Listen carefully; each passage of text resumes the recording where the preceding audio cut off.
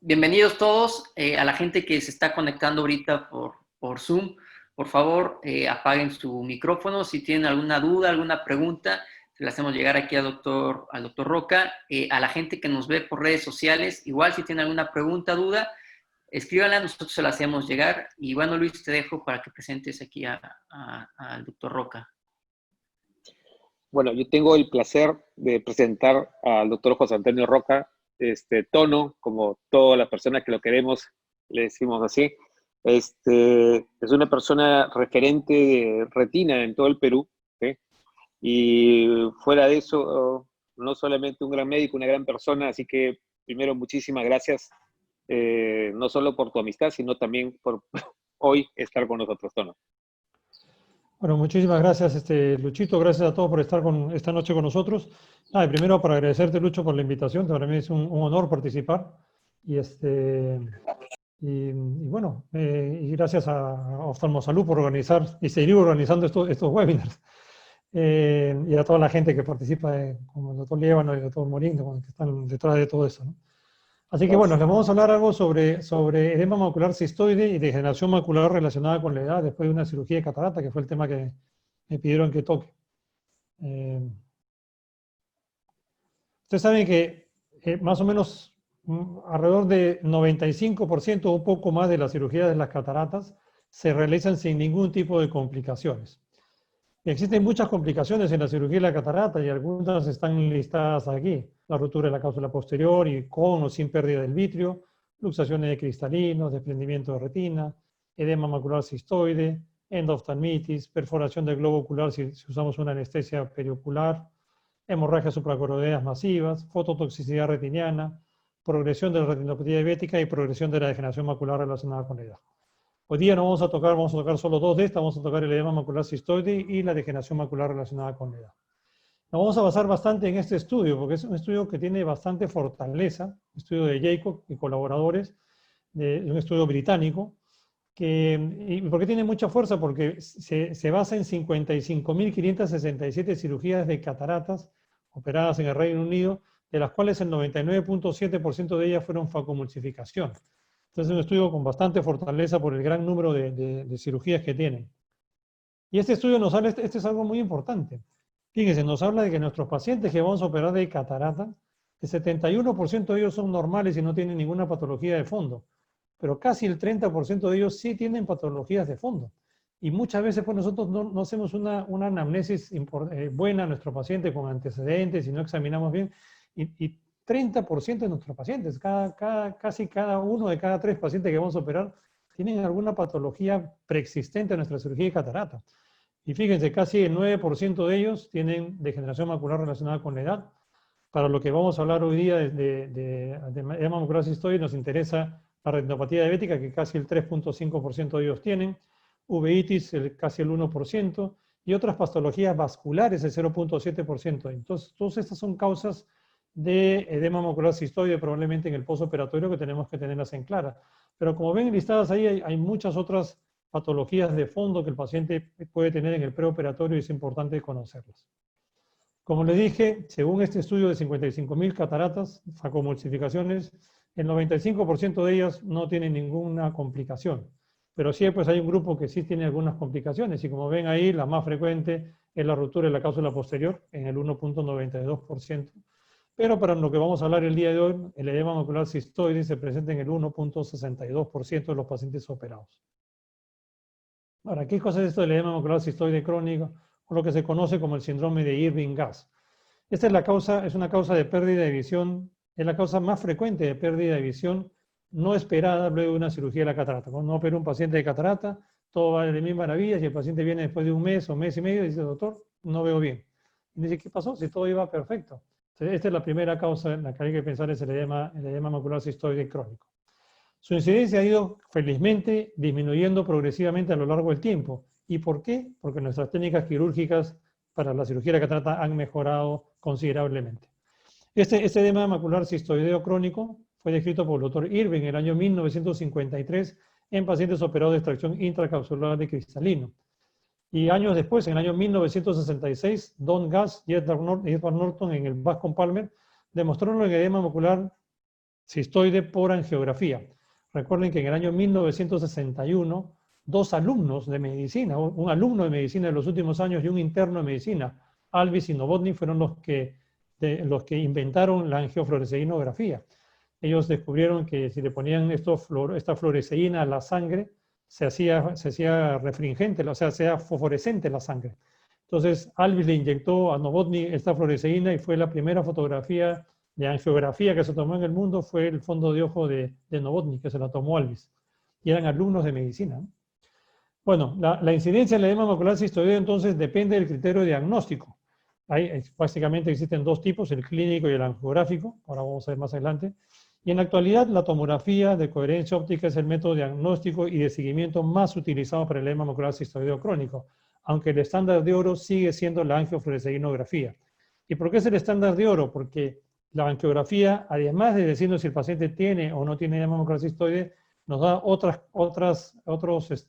indicios sobre cuál es la causa de este edema macular cistoide. Por ejemplo, nos puede decir si el paciente tiene vasculitis o no tiene vasculitis, si tiene zonas de isquemia retiniana que podrían considerarse dentro del diagnóstico de este edema macular cistoide. En cambio, la tomografía solo nos da el edema macular cistoide, la anatomía del edema macular cistoideo del área macular, pero no nos da los otros datos.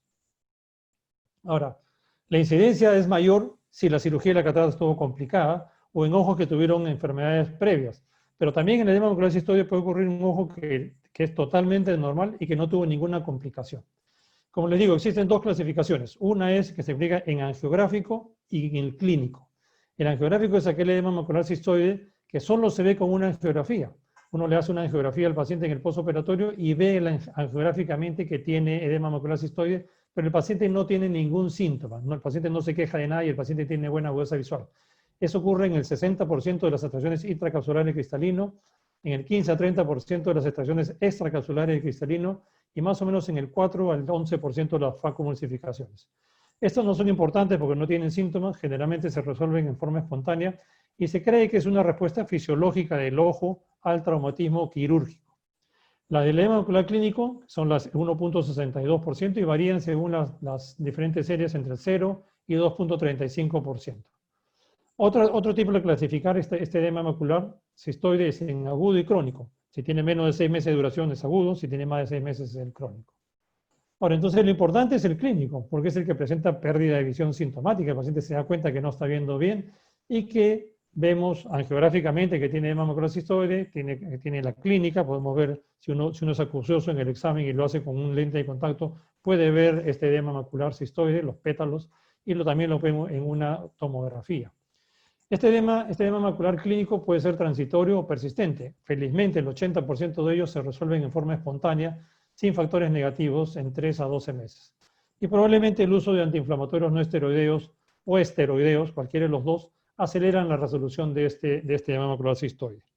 Fíjense, este es un estudio importante que hizo Kim, que estudió a 139,000 pacientes operados de catarata en el Medicare, en ese sistema que tienen en Estados Unidos, y vio que si el paciente desarrollaba edema macular cistoide, le costaba al Medicare $1,092 más que si no desarrollaba edema macular cistoide.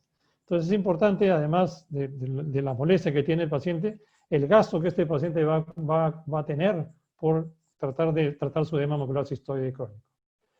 La patogénesis de este edema macular cistoide crónico, o pseudofáquico, permanece oscura, probablemente sea multifactorial, pero indudablemente la inflamación es el factor etiológico principal en el desarrollo de él.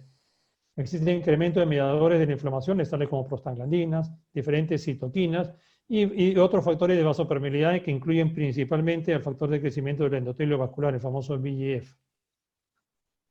Estos mediadores inducen la ruptura de la barrera hematorretiniana, sobre todo la barrera hematorretiniana interna, lo cual incrementa la permeabilidad de los capilares perifoveales y del disco, y por eso que vemos en angiografía como ven aquí, este escape del colorante, y se ven como estos pétalos acá, a nivel macular, y también se ve una tinción del disco óptico, porque también hay dilatación de los vasos capilares peridiscales.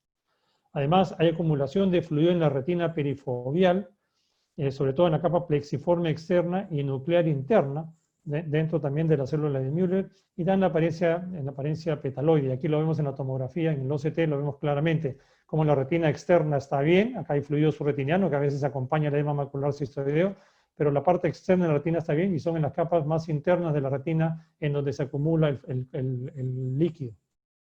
Y a veces, en algunos casos muy crónicos, se pueden formar agujeros maculares lamelares y, como le digo, a veces también se ve esta acumulación de fluido subretiniano. Existen factores asociados a mal pronóstico de este edema macular cistoideo crónico. Existen factores preoperatorios. Dentro de los factores preoperatorios de mal pronóstico son los pacientes que tienen inflamación intraocular crónica, pacientes que tienen uveitis. A pesar de que los pacientes que desarrollan catarata con uveitis, sí está indicado, cuando la uveitis está controlada, hacerles una cirugía de catarata y sí está indicado colocarles un lente intraocular. El edema macular cistoideo en estos pacientes no está correlacionado con el poner o no poner un lente intraocular, así que sí se le debe poner a estos pacientes un lente intraocular. También otros factores predisponentes preoperatorios de desarrollar edema macular cistoideo son todos los problemas vasculares retinianos. Por ejemplo, retinopatía diabética, trombosis de vena de retina y cualquier otra enfermedad vascular en la retina, enfermedad de IS, cualquier otra de estas enfermedades.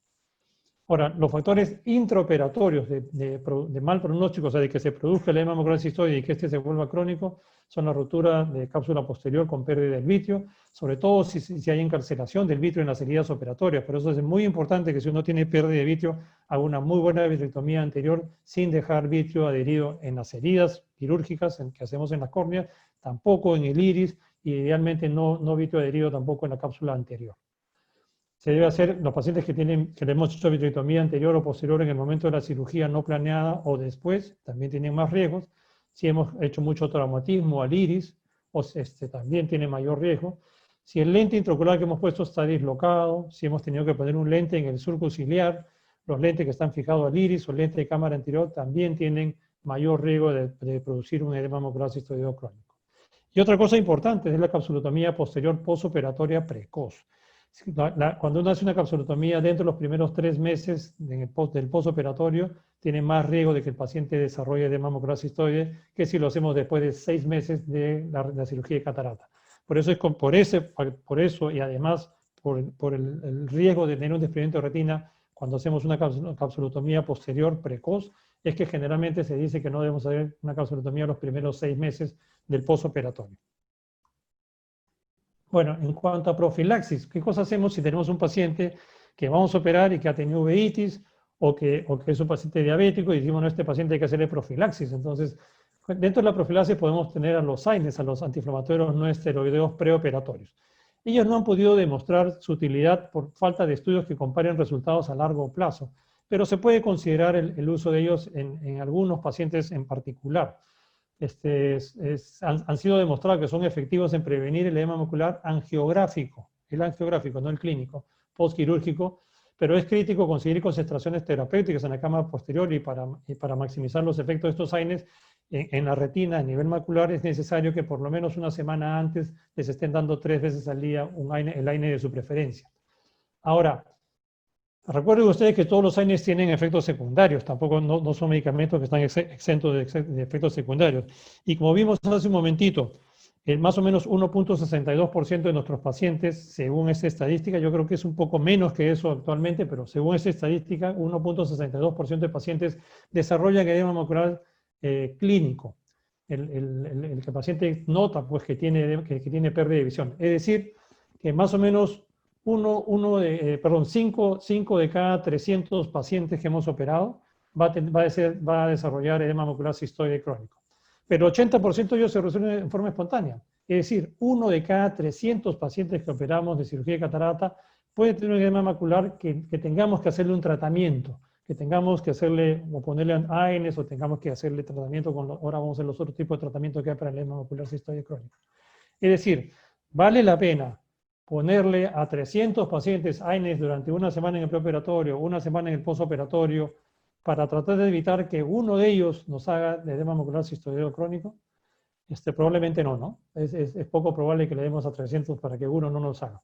Lo que sí tenemos, si el paciente pues tiene es un diabético descompensado, que tiene algún edema macular diabético preexistente, o tiene alguna enfermedad vascular, que tiene un edema macular o que ha tenido recientemente, en esos pacientes sí podemos hacerles prevención con AINES, pero no en todos nuestros pacientes, no como uso rutinario. Ahora, en los pacientes que son diabéticos, a veces es difícil distinguir si el paciente lo que tiene es un edema macular diabético o tiene un edema macular cistoide, porque una de las formas del edema macular diabético son el edema macular cistoideo.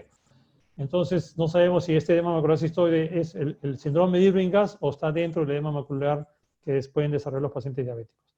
En los ojos que tienen edema macular diabético y se van a operar de cataratas, generalmente este edema macular no desaparece en forma espontánea, se hace permanente. Por lo tanto, es importantísimo que el paciente que va a ser diabético, que va a ser operado de catarata, no tenga edema macular diabético al momento de la cirugía. Es decir, debemos tratar el edema macular diabético y el paciente debe estar estable en su mácula antes de operar para tratar de disminuir el riesgo de que el paciente no desarrolle un edema macular cistoideo después de la cirugía de la catarata. Históricamente se pensaba que la cirugía de la catarata empeoraba la retinopatía diabética, pero en la actualidad sabemos que no es así, que no, la cirugía de catarata no empeora la retinopatía diabética, así que podemos operar tranquilamente a nuestros pacientes diabéticos que estén controlados. Por supuesto, no vamos a operar a un paciente que tiene neovasos y que está sangrando, porque ahí sí vamos a empeorar el cuadro.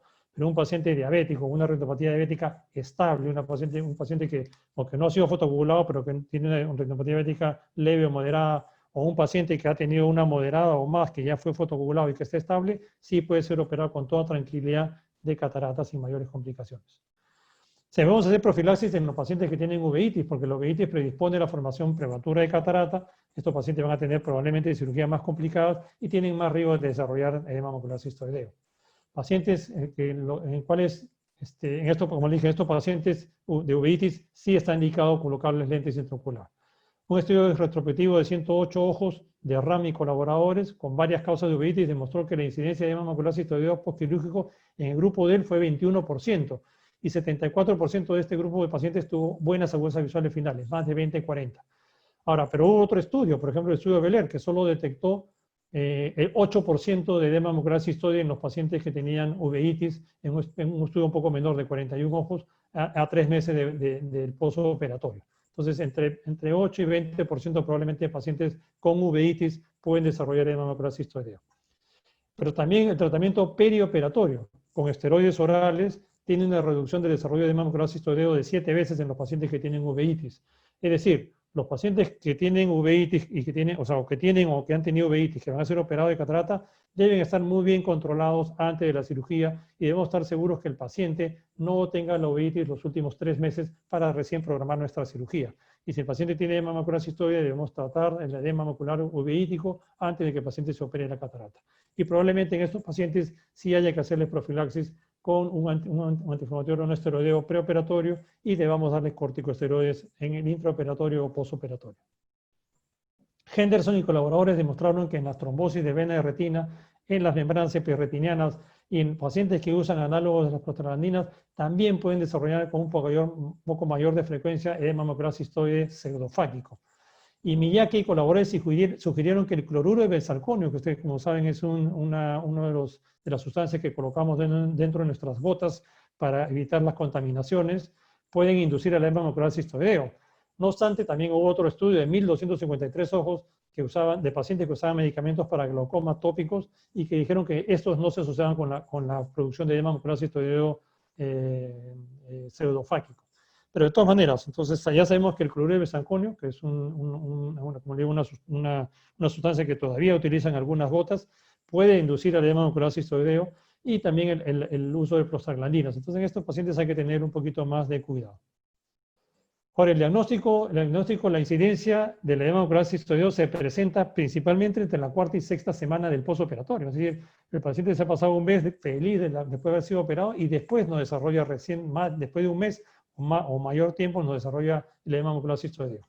La mayoría lo que tiene es visión borrosa y a la biomicroscopía tenemos engrosamiento retiniano con pérdida de la presión foveal, que como digo se ve mejor con lente de contacto que con lupa de no contacto y también con una luz libre de rojo, con la luz verde del microscopio, de la lámpara hendidura. La angiografía nos puede demostrar en los estadios iniciales la presencia de telangiectasias, de dilataciones capilares, el escape de los vasos capilares perifoveolares, dando el patrón petaloide, y también condición del disco óptico. Y la tomografía de coherencia óptica nos permite el monitoreo de la actividad de este edema macular cistoideo para saber si está mejorando o empeorando. Y lo que nos vemos en la tomografía es la pérdida de la depresión foveal con el engrosamiento de la mácula y los quistes hiporreflectivos, como vimos hace un momentito, dentro de la mácula. Y también nos permite otra cosa importante en la tomografía, es saber si hay tracciones vitreoretinianas o agujeros maculares lamelares. Sobre todo tracciones vitreoretinianas, que a veces no las podemos ver, y esa es la causa de que se perennice el edema macular cistoideo. El diagnóstico diferencial, entonces, lo tenemos que hacer con edema macular diabético, sobre todo en pacientes diabéticos, con las trombosis de vena de retina, con edema por uveitis, o retinopatía por radiación, retinopatía hipertensiva, degeneraciones tapetorretinianas, que se cruzan también con edema macular cistoideo, y con algunos tumores coroideos. El tratamiento, entonces, del edema macular cistoideo pseudofáquico, la primera línea son los AINES tópicos. Hay estudios que han demostrado el beneficio del uso profiláctico y de uso de tratamiento de estos AINES, pero ninguno tiene un seguimiento muy largo, ¿no? Generalmente son de seguimiento corto, pero sí tienen beneficios. Así que la primera línea de tratamiento del edema macular cistoideo son los AINES. Y dentro de los AINES, probablemente el nepafenaco y el bromfenaco son los que mayor ayuda nos dan para este tipo de pacientes. Otro medicamento que ha demostrado utilidad en el tratamiento del edema macular cistoideo es la acetazolamida. La acetazolamida funciona muy bien para el edema macular cistoideo, sobre todo a dosis elevadas. Si nuestro paciente puede soportar 500 miligramos 3 veces al día de acetazolamida, probablemente sea efectivo. Lo que pasa es que hay muy pocos pacientes que puedan soportar esa dosis, ¿no? Generalmente damos una tableta de 250 miligramos o media tableta porque los pacientes no la soportan mucho y esas dosis no son tan efectivas. Los esteroides tópicos también funcionan, ya sea tópicamente, intraocularmente, periocular o sistémicos. Entonces, y además, los esteroides, en cualquiera de sus formas de aplicación, son sinérgicos con los AINES, así que podemos dar los dos a la vez, AINES con esteroides tópicos. Y se ha comprobado su beneficio en el edema macular secundario a diabetes, a trombosis de venas de la retina y en el edema macular cistoideo pseudofáquico simplemente. También podemos usar los anti-VEGF. Cualquiera de los anti-VEGF que tenemos en el mercado, el bevacizumab, el ranibizumab o el aflibercept, estos tres han demostrado su beneficio o su utilidad en este tratamiento. Y para los casos en los cuales podemos ver que existe una hilacha de vitrio adherida a la herida operatoria o al iris, podemos utilizar el JAK láser. A veces al romper esta hilacha de vitrio que está adherida y que produce tracción, se resuelve el edema macular cistoideo crónico, o la vitrectomía vía pars plana, si hay vitrio en la cámara anterior, y eso es una de las causas, también podemos hacer una vitrectomía pars plana, lo cual es útil porque elimina las tracciones que pudieran haber, pero además disminuye los mediadores inflamatorios y los factores de crecimiento que perpetúan este edema macular cistoideo crónico. Aquí les traigo un trabajito muy chiquitito que hice con la doctora Barraza cuando estábamos en el INO todavía, así que tiene bastantes años este trabajo, de 12 pacientes que tenían edema macular cistoideo crónico, pacientes entre 24 y 78 años, y este edema macular cistoideo era de varias causas. Estaban los pseudofáquicos, pero estaban también los uveíticos y los de trombosis de vena. Y usamos 4 miligramos de triamcinolona, de acetonio de triamcinolona en 0.1 cc, y lo poníamos intravitrio. Y las agudezas visuales mejoraron de 20/285 a 20/60. Ahí ven a la derecha el cuadrito de las agudezas visuales cómo mejoraron en 20/200, 20/60. Los que más mejoraron fueron los pacientes que tenían edema macular cistoide pseudofáquico. Ahora, esta triamcinolona es barata y funciona muy bien, pero fíjense, de los 12 pacientes, 8 tuvieron hipopio en estéril al principio, que había que mirarlos porque este hipopio en estéril podría provocar, como la triamcinolona está pegada al endotelio corneal, podría traernos alguna alteración en el endotelio corneal en la parte inferior de la córnea. 9 de 12 hicieron hipertensión ocular, o sea que había que manejar la presión ocular en estos pacientes. No tuvimos ningún paciente con endostamitis, no ningún paciente con desprendimiento de retina. Este es uno de esos pacientes, el OCT que usamos en esa época. Ven como un paciente que tiene edema macular cistoideo crónico, le ponemos una inyección de triamcinolona y poco tiempo después la agudeza visual mejora en forma dramática y también en la tomografía, el OCT. En la actualidad estamos usando el corticoide también en estos pacientes, la dexametasona intravítrea de vibración sostenida, el Osurdex. Este es un paciente mío, ya fíjense el año 2000, esta OCT del 2013, un paciente que tiene edema macular cistoideo crónico, en este caso es un paciente que tuvo trombosis de vena de retina, de rama, por eso que ven que es la mitad superior, pero fíjense cómo uno le pone una dexametasona y en 3 semanas la retina cómo cambia, la visión del paciente mejora. O sea, actúa muy bien y nos da por lo menos una garantía que durante 4 meses el paciente va a estar libre de edema macular cistoideo, que en general es suficiente para que ya no vuelva a recurrir al edema macular cistoideo pseudofáquico. Mi grupo, tenemos un grupo de investigación en retina que se llama PACORES, y este grupo PACORES hizo este trabajo en el 2007, fue publicado en el Journal de Catarata y Cirugía Refractiva, y era el uso de bevacizumab, de Avastin intravítero primario, para el manejo del edema macular cistoideo crónico. Y fíjense cómo una sola inyección de Avastin, de bevacizumab, mejora este edema macular cistoideo crónico. Paciente de 20-100 pasa a tener 20-25 de agudeza visual. Y las conclusiones de este estudio PACORES fue que el bevacizumab modifica la historia natural del edema macular cistoide, estabilizando la barrera hematorretinal en forma rápida y efectiva, facilitando la reabsorción del fluido en la retina y logrando la regresión de este edema macular cistoideo con marcada disminución del grosor foveal. Y por lo tanto, las complicaciones que este edema macular cistoideo nos puede traer, como son el desprendimiento de retina macular, los cambios en el epitelio pigmentado de la retina, formación de membranas epimaculares o cambios maculares no reversibles que llevan a la pérdida de visión, los pueden ser reducidos o evitados totalmente si los tratamos eficientemente y rápidamente con un anti-VEGF como es el bevacizumab.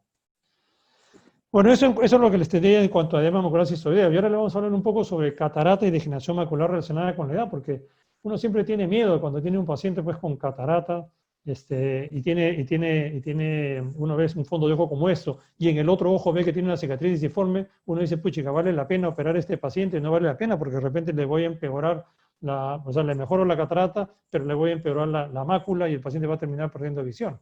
Entonces, nosotros sabemos que la degeneración macular relacionada con la edad es una causa común de pérdida de visión en personas mayores de 65 años. Y la cirugía de catarata es de largo la cirugía que más se hace en el humano, en el cuerpo. Solo en Estados Unidos hay más de 1 millón de cirugías de catarata al año. Entonces es una cirugía que se hace con mucha frecuencia en personas mayores, y un grupo importante de estas personas mayores tienen degeneración macular de fondo. Como vimos en el primer slide, casi el 9-10% de personas tienen degeneración macular al inicio, antes de la cirugía de la catarata.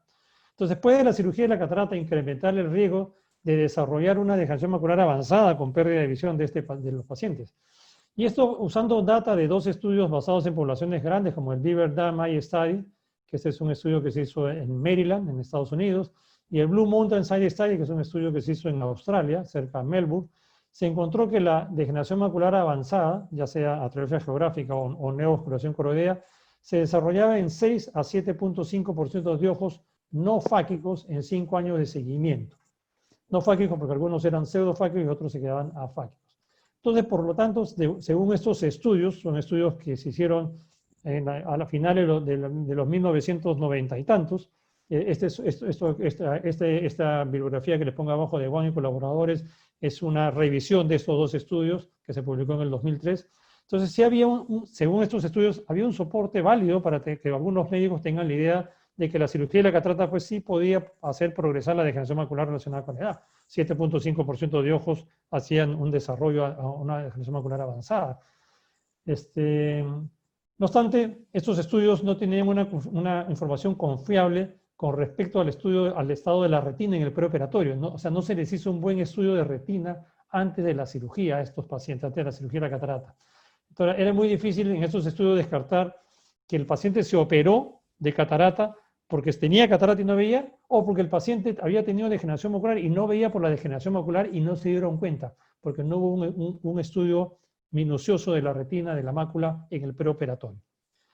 Estos son 3 estudios, el Salisbury Eye Evaluation, que se hizo también en Salisbury, que es una población que también queda ahí en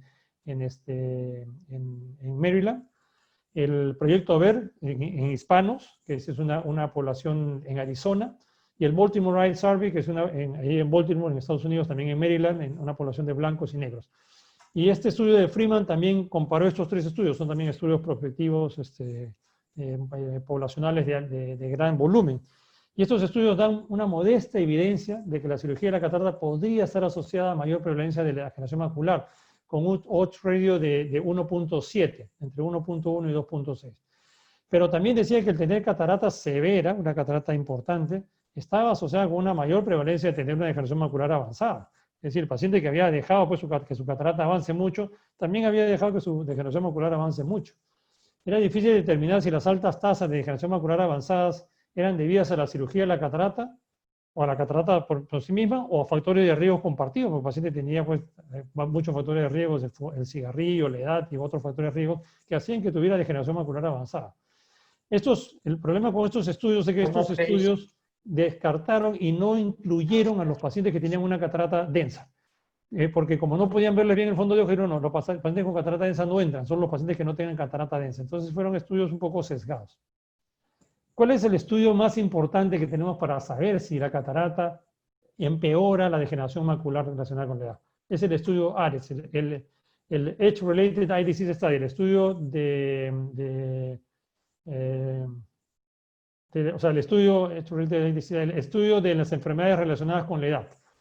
Este es un estudio importantísimo porque este estudio se programó para evaluar el curso clínico y el pronóstico tanto de la degeneración macular relacionada a la edad como de la catarata en pacientes, cómo era su curso clínico natural y cómo era el curso clínico si le dábamos vitaminas antioxidantes. Entonces se evaluó a mucha gente, a 4.577 participantes. Se les evaluó, o sea, 8.050 ojos. Se le hicieron exámenes clínicos por retinólogo del fondo de ojo, se tomaron fotografías del fondo de ojo cada 6 meses para evaluar y ver la progresión de la degeneración macular relacionada con la edad, y se hizo también el mismo estudio para la catarata. Entonces se recogió mucha información en estos pacientes.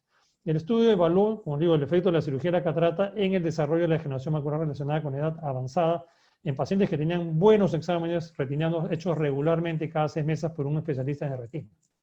¿Y cuáles fueron los resultados de este estudio? Que los pacientes con degeneración macular relacionada con la edad generalmente tenían un promedio de 70 años, 55% de ellos eran mujeres, y se les hizo un seguimiento de 11 años, de hasta 11 años, bastante seguimiento a este grupo de pacientes. Y sabemos que 73% de estos ojos, de estos pacientes que tenían 70 años, no progresó la degeneración macular avanzada ni tuvieron necesidad de cirugía de catarata. 19% de estos ojos tuvieron necesidad de cirugía de catarata en estos 11 años de seguimiento. En pacientes de 70 años de edad, 5% de ojos tuvieron progresión de la degeneración, solo progresión de la degeneración macular a una degeneración macular avanzada, que es lo que se espera en una población de 70 años con 11 años de seguimiento, 5%. Y solo 2% de ellos tuvieron las dos cosas, catarata y degeneración macular. Es decir, los análisis caso-control apareados, análisis proporcionales de Cox, análisis de regresión ajustados tanto para la edad, para el tratamiento asignado, como para el estado basal de base de la degeneración macular y del tiempo de seguimiento, demostró que la cirugía de catarata no acelera significativamente o no estuvo asociada con la progresión de la degeneración macular relacionada con la edad neovascular. En todos los análisis el riesgo relativo fue de 1, indicando que no hay asociación entre la cirugía de la catarata y el desarrollo de la degeneración macular relacionada con la edad neovascular. Es importante que las personas que tienen drusas grandes y cambios pigmentarios entiendan que sí tienen riesgo de que progrese su degeneración macular relacionada con la edad avanzada. Así se operen o no se operen de catarata, tienen riesgo de que vaya a progresar. Las personas que tienen degeneración macular relacionada con la edad intermedia, o sea que tienen drusas grandes bilaterales o avanzadas en un solo ojo, tienen 50% de riesgo de progresar a degeneración macular avanzada en 5 años, como le digo, con cirugía de catarata o sin cirugía de catarata. Así que estos pacientes tienen que entender eso antes de la cirugía que le estamos planteando a los pacientes. Entonces, a pesar de que los resultados de la AREDS sugieren que el riesgo no es acelerado por la cirugía de la catarata, el paciente debe ser aconsejado que sí tiene riesgo de progresar degeneración macular relacionada avanzada solo por el hecho del curso natural de la enfermedad de degeneración macular. No por la catarata, sino por el curso natural de la degeneración macular relacionada con la edad. Entonces el paciente debe ser aconsejado y debe ser prevenido que tiene riesgo antes de la cirugía de la catarata. Entonces, ¿debemos operar pacientes que tienen degeneración macular relacionada con la edad avanzada o no debemos operarlos? Ambrecht y colaboradores estudiaron 3 grupos de pacientes en forma prospectiva. Un grupo de control que tenían degeneración macular relacionada con la edad, que no se los operó. Un grupo que tenían degeneración macular relacionada con la edad y se les operó. Y otro grupo control que no tenían degeneración macular y que los operaron. Y los aparearon de la misma edad, con las mismas comorbilidades. Hubo una significativa mejoría en términos de calidad de vida y de función visual en el grupo de estudio, es decir, en los pacientes que tenían una degeneración macular avanzada y que se les operó de catarata. Mejoró su calidad de vida y mejoró su función visual. Los beneficios fueron mayores a mayor opacidad. Cuanto más opacidad tenían, mayores beneficios y respectivamente el grado de degeneración macular que tuvieran. y no se encontró progresión a degeneración macular avanzadas en el grupo de estudio que tenían degeneraciones moderadas, no severas. O sea, en resumen, la cirugía de la catarata moderna es una cirugía muy segura en manos expertas. O sea, van a tener menos del 5% de complicaciones. Menos del 3% de los pacientes tienen una complicación importante. La mayoría de las complicaciones pueden ser manejadas y los pacientes manejadas efectivamente sin mayores problemas, y los pacientes terminan con muy buenas agudezas visuales. Es importante prevenir las complicaciones. En este caso, hay que prevenir el edema macular cistoideo crónico, y cuando se presentan, tratarlas de forma apropiada y lo más rápido que podamos, en un tiempo adecuado, para evitar las complicaciones a futuros. Los pacientes portadores de catarata y degeneración macular relacionada con la edad sí se benefician con la cirugía de la catarata. Y esta cirugía no acelera la producción de una degeneración macular avanzada. Así que sí debemos operar a estos pacientes. Y bueno, yo eso era todo lo que les traía esta tarde. No sé si tienen alguna pregunta, algún comentario. Esa es mi familia. Muchísimas gracias, Toño. Bastante interesante todos los artículos que nos traes. Hay varias preguntas aquí en el chat y también por redes, y una de ellas es, actualmente, tu manejo, cuando tú estás operando una catarata dura, tienes una ruptura de cápsula posterior, tu manejo personal para evitar este síndrome de Irving-Gass. O sea, lo más importante es no dejar vitrio en la parte anterior del ojo. Entonces, el consejo es hacer una buena vitrectomía anterior, pero no solo anterior. Además, metan el vitrector en la mitad de la cavidad vitrea y hagan un poco de vitrectomía en el centro de la cavidad vitrea, para que todo el vitrio caiga y se vaya hacia la parte posterior, y estar seguro de que no quede vitrio adherido ni a la cápsula anterior, ni hacia adelante, ¿no? Entonces, el manejo debe ser una buena vitrectomía. Y lo otro es que generalmente en este grupo de pacientes usamos esteroides por mayor tiempo, no menos de un mes o un poco más, o hasta mes y medio, porque estos pacientes pueden desarrollar edema macular cistoide. Entonces, tenemos corticosteroides tópicos por mayor tiempo de lo usual. ¿Acostumbras usar triamcinolona? No les pongo, o sea, bueno, triamcinolona en el momento de la vitrectomía, sí, por supuesto, para asegurarme de que no haya vitrio, resto de vitrio en la cámara anterior. ¿Es solamente por cuestiones de ver si no quedó o por algún efecto de la triamcinolona? Por las dos cosas, pero básicamente por ver. Quiero estar seguro de que no haya, y si me queda algún resto de triamcinolona en la cavidad vitrea, mejor todavía, porque tiene algún efecto benéfico. Ok, perfecto. Ahora, aquí me están preguntando también, ¿qué parámetros utilizas tú para hacer la vitrectomía anterior?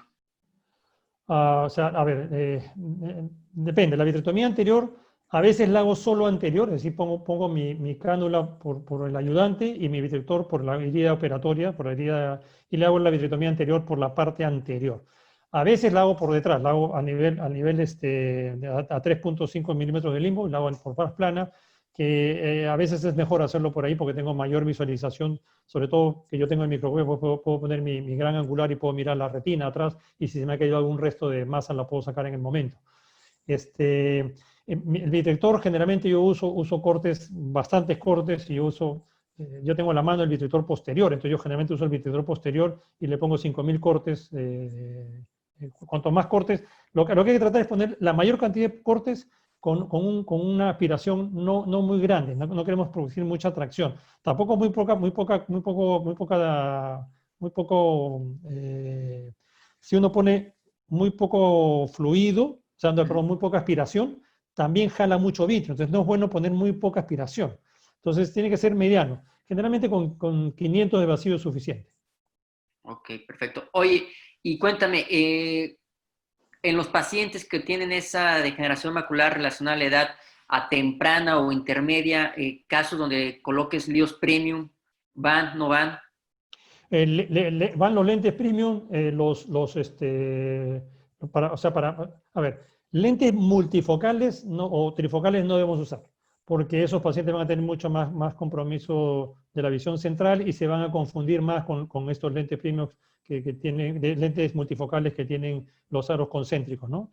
Eso no está aconsejado en estos pacientes poner estos lentes, pero los lentes tóricos premium sí están aconsejados. Si el paciente tiene astigmatismo, sí es bueno retirarles este astigmatismo o disminuir el astigmatismo con el uso de un lente premium tórico, ¿no? Entonces, sí se puede poner un lente premium tórico.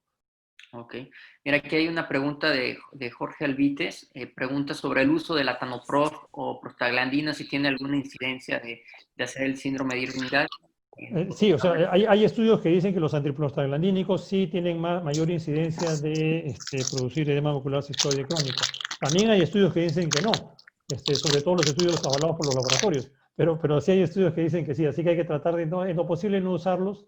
Si podemos cambiarlos por un tiempo a otro medicamento, sería mejor. Ok, perfecto. Vamos a ver. ¿Cuánto tiempo, aquí pregunta el doctor Daniel Dávalos, cuánto tiempo de respuesta debemos esperar en el tratamiento del edema macular cistoide? A ver, o sea, la Lo vamos respuesta a dividir. generalmente es rápida.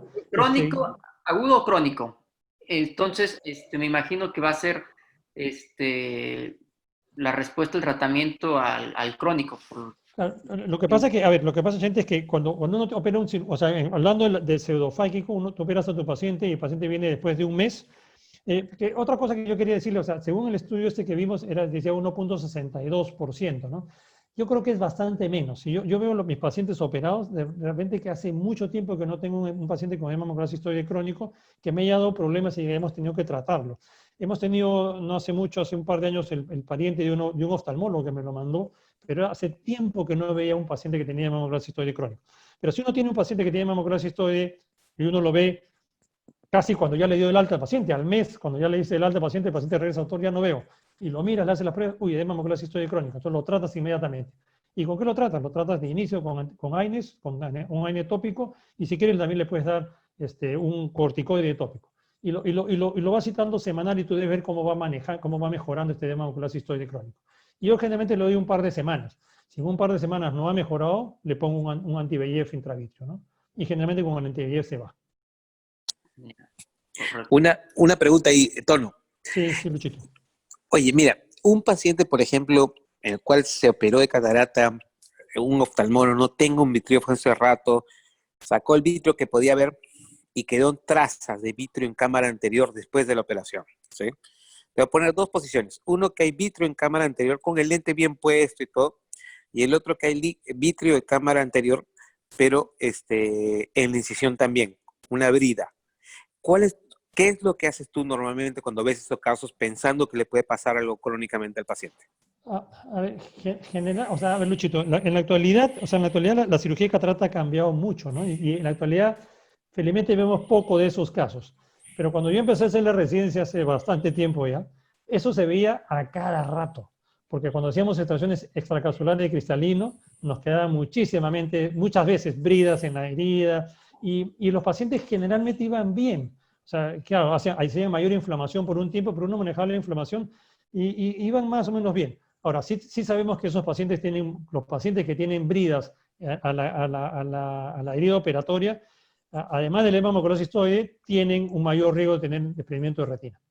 Entonces, mi punto en la actualidad es yo trato de que no tengan. Entonces, si puedo limpiarles, si el paciente acepta que les limpie esa brida en la cámara anterior que está adherida a la herida operatoria, prefiero hacerles una vitrectomía en cámara anterior y limpiar bien eso, si el paciente lo permite.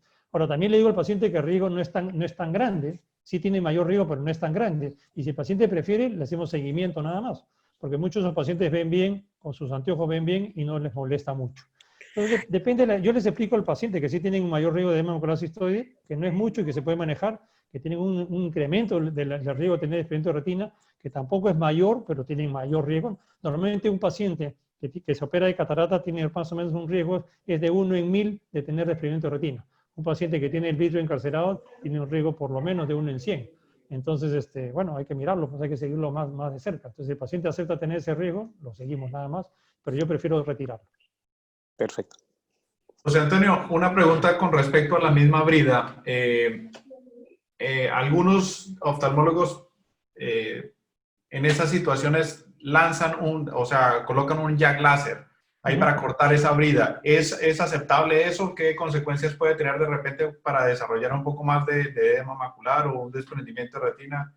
A ver, o sea, sí es aceptable y sí está reportado que es un buen tratamiento y también funciona. Ahora, lo que pasa es que no sé si ustedes han tratado de hacer eso y a veces es difícil darle esa brida, no es fácil darle esa brida Muchas veces dañamos el iris con el jack láser al tratar de darle, o la córnea, tratar de romper esa brida cuando está pegada a la herida operatoria, o cuando está, pegada al iris, también dañamos el borde de la pupila cuando queremos darle. Entonces, a veces no es muy fácil, a veces es más fácil hacerlo con el vitrector. Con el vitrector es de verdad que es una cirugía de 5 o 10 minutos, hacerlo una cosa chiquita en la parte anterior. Entonces, yo prefiero hacerlo con vitrectomía, pero sí es válido hacerlo con el jack láser. Ahora, con jack láser es mucho más fácil hacerlo después de algunos meses, cuando esa herida se puso un poquito más dura. Cuando está Claro. muy reciente es muy difícil hacerlo. Perfecto. Okay. Mira, aquí escribe el doctor Carlos Arce, dice multifocal difractivo ni hablar, pero multifocales refractivos tipo Rainer o EDOF, ¿los colocarías? Lo que pasa es que si en estos pacientes que tienen degeneración macular van a tener mayores problemas. Yo realmente prefiero no poner multifocales. De verdad que no prefiero no poner multifocales. Y en general está descrito en la literatura que no deberíamos ponerlos porque estos pacientes tienen, o sea, además de que tienen pérdida de agudeza visual, tienen pérdida de sensibilidad de contraste, tienen mayor dificultad de lectura, tienen muchas otras dificultades. Entonces, yo creo que, y estos lentes pues hacen perder un poquito de sensibilidad de contraste también. Entonces, yo creo que no es lo más adecuado en estos pacientes. No, y también hay un pequeño comentario con eso, es de que ya sabemos que le baja la sensibilidad, como dice Tony y todo, pero fuera de eso que la expectativa del paciente cuando quiere un multifocal es ver de cerca, ¿no? Ver de lejos y ver de cerca. Entonces ese paciente no va a estar contento y sabe que pagó más por ese lente, así que ¿para qué ponernos en problemas? Así es, exactamente. Sí. Mira, aquí hay otro comentario. Dice la doctora Consuelo, dice, en pacientes con membranas epirretinianas que empeoran después de la cirugía de FACO, sin ninguna complicación, o que causan síndromes de tracción, ¿cuánto tiempo uno debe esperar para hacer una vitrectomía posterior para ese pelamiento de esa membrana limitante interna? Bueno, eso depende del paciente, te cuento. O sea, si las membranas epimaculares, si el paciente tiene una agudeza visual aceptable, que el paciente está contento con su visión, y eso generalmente son visiones mejores que 20/40, no hacemos nada. Si el paciente tiene una visión peor que 20/40 y el paciente le molesta, le quitamos la membrana epimacular. Para nosotros una cirugía de membrana epimacular es una cirugía también rutinaria, una cirugía de menos de media hora, 20 minutos, una cirugía de membrana epimacular, y el paciente mejora mucho la distorsión. Entonces, no esperamos mucho tiempo para retirarle en pacientes que se les forma una membrana epimacular, ¿no? Okay. Y justo con esta pregunta, si fuera con agudeza visual, tú tienes una membrana retiniana y la agudeza visual, antes se hablaba de entrar, si no me equivoco, con 20/60 o 20/80 o mejor para una membrana. ¿Cómo están las cosas ahorita con eso? O sea, a ver, en 20/40 entramos, generalmente, con 20/40, porque este paciente puede mejorar, así que entramos. Pero hay estudios, hay un doctor que se llama Colin McCannell de UCLA, que él propugna entrar en 20/25, porque él dice que el paciente que tiene membrana epimacular con 20/25 y tú lo operas, ese paciente va a regresar a 20/20. Si tú esperas que el paciente tenga 20/40 y lo operas, probablemente va a llegar a 20/25, pero no a 20/20. Entonces él dice, ¿para qué esperan? Para que no llegue a 20/20. Entonces él dice, no, hay que entrar de inmediato. Ahora es difícil a un paciente que tiene 20/25 en un ojo y 20/20 en el otro, decirle que vale la pena entrar a operarlo, porque el paciente ve perfecto, ¿no? Entonces, generalmente esperamos un poquito más nosotros. Okay.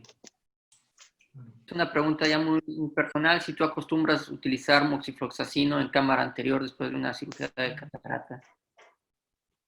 A ver, la verdad es que no, pero la verdad es que debería usarlo. O sea, está demostrado que la endoftalmitis, a pesar de que es poquitísima la que vemos en la actualidad, es muchísimo menos, significativamente menor si usamos moxifloxacino intracameral. Entonces se debería usar. Yo no la uso porque nunca me acostumbré a usarla y no la uso, pero se debería usar. O sea, sí es recomendable usarla. Perfecto. Bueno, pues yo sé que tienes luego otro compromiso, entonces aquí la dejamos. Muchísimas gracias por estar con nosotros, Toño. No, al contrario, muchísimas gracias, Chente. Gracias, Luchito, gracias a ustedes por la invitación y un honor estar con ustedes. Y acá damos un aplauso siempre al speaker, así que, Tono, muy gracias, bueno. muchas gracias. De verdad, gracias. Chao, muchas gracias. Muchas gracias. Nosotros, y rápidamente, nomás para informarles que el día de mañana va a estar con nosotros el doctor Patricio Grayet, hablando de corrección del astigmatismo irregular. Misma hora, 5:30 de la tarde, no se lo pierdan. Muchísimas gracias y nos vemos el día de mañana. Muchas gracias. Un abrazo desde Bucaramanga. Hasta luego, Luis Miguel. Un abrazo. Chao, que estés bien. Chao. Chao, Chente.